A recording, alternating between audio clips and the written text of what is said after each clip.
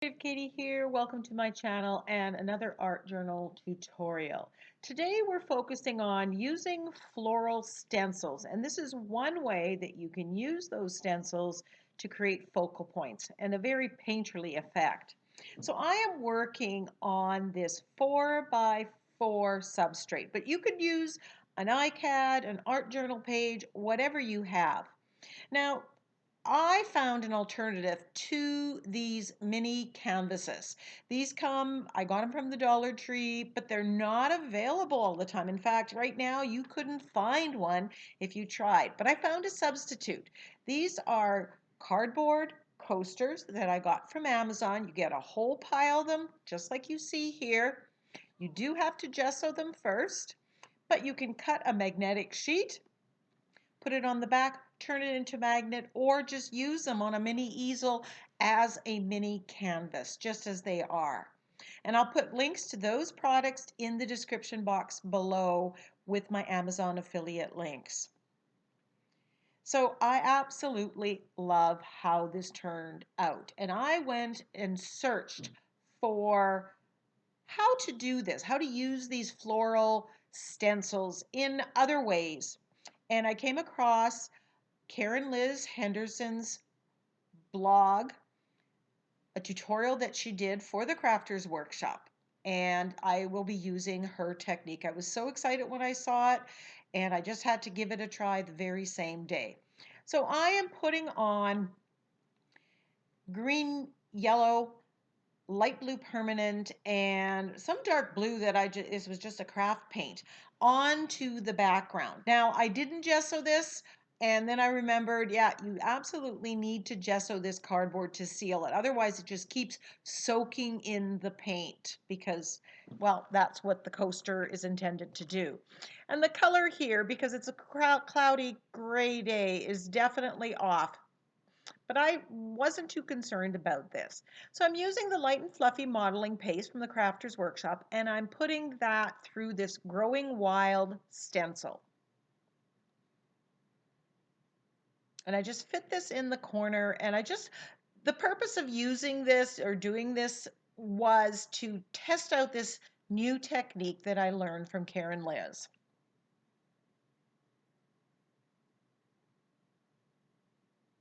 So there you go. Now I should have made a little bit more of an effort to make it smooth. Now that it's dry, I'm coming in with gesso, and I am painting all the gaps in between it and around where the modeling paste is. I want to basically white out that background. So I'm using a smaller brush and I'm just filling that in.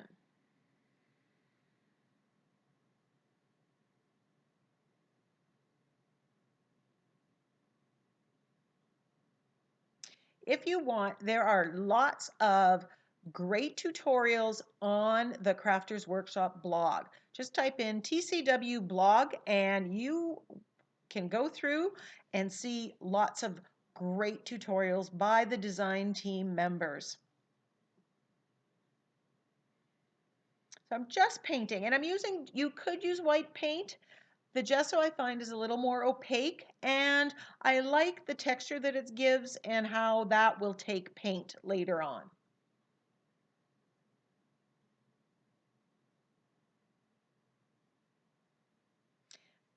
At the beginning, I wasn't sure if I was going to do the leaves, and then I thought, okay, let's do the whole thing. And I'm just filling in, making sure it's really covered and opaque.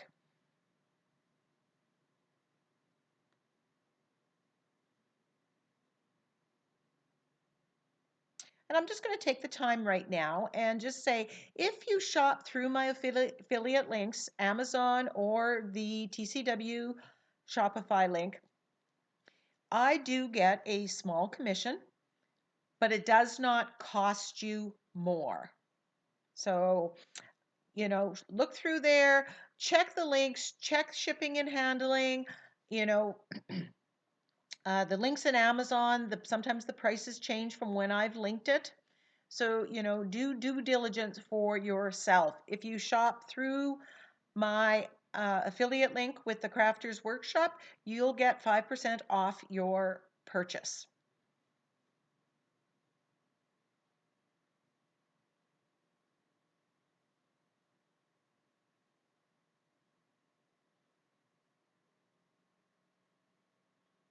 Now that that is completely dry, I'm coming in and I want to colorize. I'm painting these flowers and the greenery. And I'm just using some colors that I think are going to look good. So I'm using some pinks and some yellows and some oranges, and I'm mixing them. And that's what you see me doing here.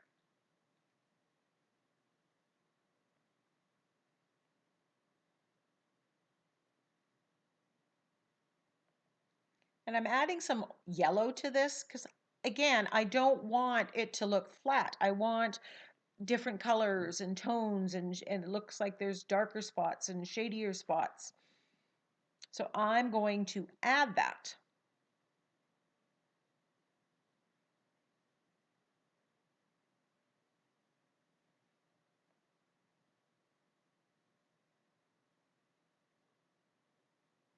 I will say that I was so thrilled with how this ended turning up. I have the 12 by 12 stencil, this growing wild stencil, and I will definitely be doing this same on using that larger stencil. Now that I know that I like the technique, that I like the effect that it gives, that I can do it, I am going to take this and go bigger.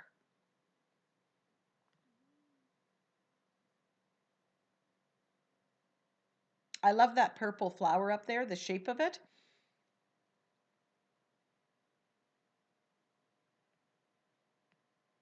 Is that a bachelor button? Anybody know your flowers? So I'm just adding some blue here on top of this to add the shading.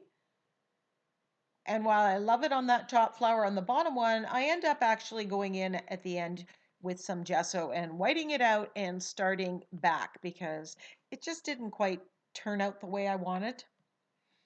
So there I've painted it yellow and I'm adding some red and some orange and just mixing those colors right on there. Now I'm coming in on the leaves and I'm using the bright green and I believe hooker's green as well. And I'm putting both on and I'm mixing them.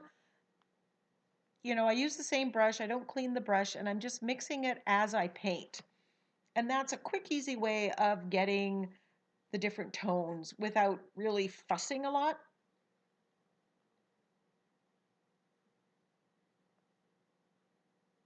And I apologize for being slightly off um, view here. I was so involved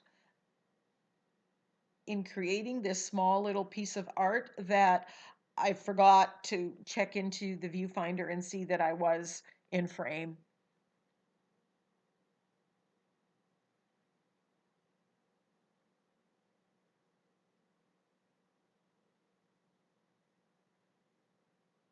Carmen Medlin is the designer of this stencil, and she does a wide variety of florals and they are amazing. And I am going to be flipping through my stencils now and thinking about this technique, and um, you're definitely going to see more florals. Now the background was a little blasé, so I'm just adding some color. I've got my Prussian blue in there and I'm just putting it on, mixing it in, kind of going in between just to match the richness of the flowers. The background was a little too dull for me, so I was just tweaking it. And of course, that would have been much easier to do when I started, but sometimes when you start, you don't know where you're going to go. And so you still have options. It's never too late. It just might be a little bit more challenging to do it.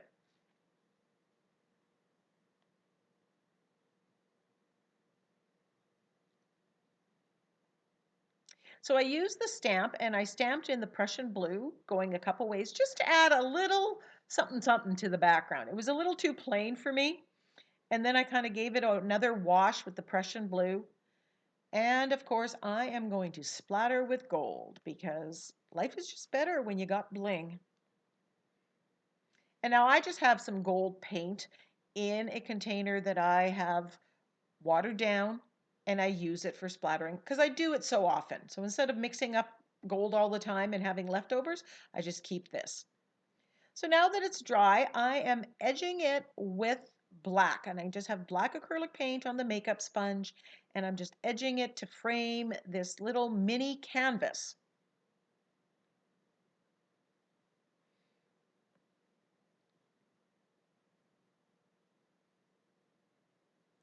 Now I'm just taking and very lightly rubbing that makeup sponge on top of the leaves, and that's just adding instant shading. Now, when I did it on the bottom flower, it got, because my modeling paste was as smooth as I could have made it, it kind of got too dark and too muddy. I tried to come in with white, that didn't work.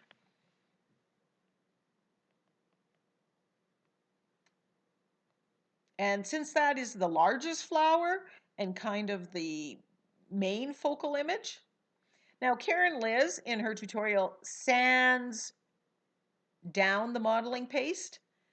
And that didn't work for me. I'll come back and revisit that.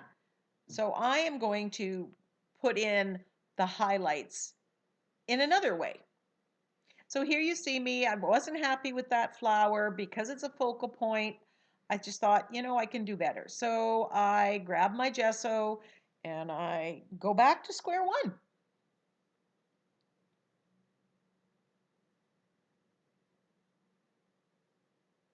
And I make sure I give it a good dry. So now I've picked a little bit brighter color. I'm going to attempt to not go as dark. I think this is just quinacridone magenta. So this technique gives you a very painterly effect.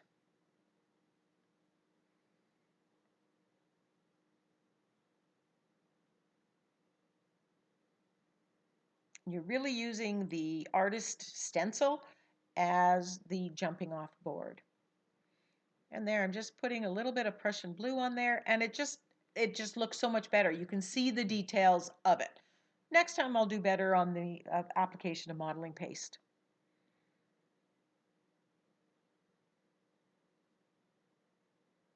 So since the using of sandpaper didn't work, I am adding some white highlights to this by using my floating acrylic technique.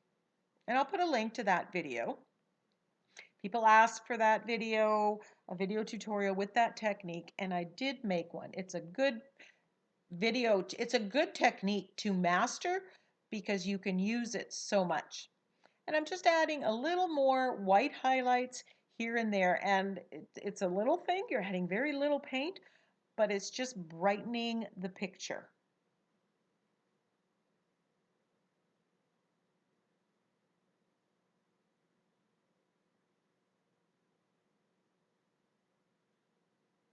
So thank you, Karen Liz, for your wonderful tutorial. Guys, check out the TCW blog.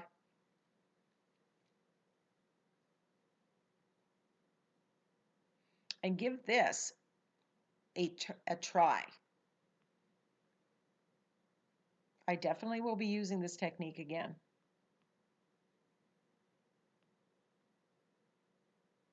Again, the links to products that I've used can be found in the description box below. Check out other tutorials. If you're not a subscriber, hit that subscribe button and select the option to be notified of upcoming videos by clicking on the bell. Now it looked a little empty, so I grabbed out my wood stamps, alphabet stamps, which I am loving, and I'm just putting the word grow. And I'm dipping this into white acrylic paint and just kind of putting it at an angle, and it just everything worked together. I'm so happy with the end result of this. Thanks so much for watching. Give me a thumbs up, leave me a comment. I hope you give this technique a try.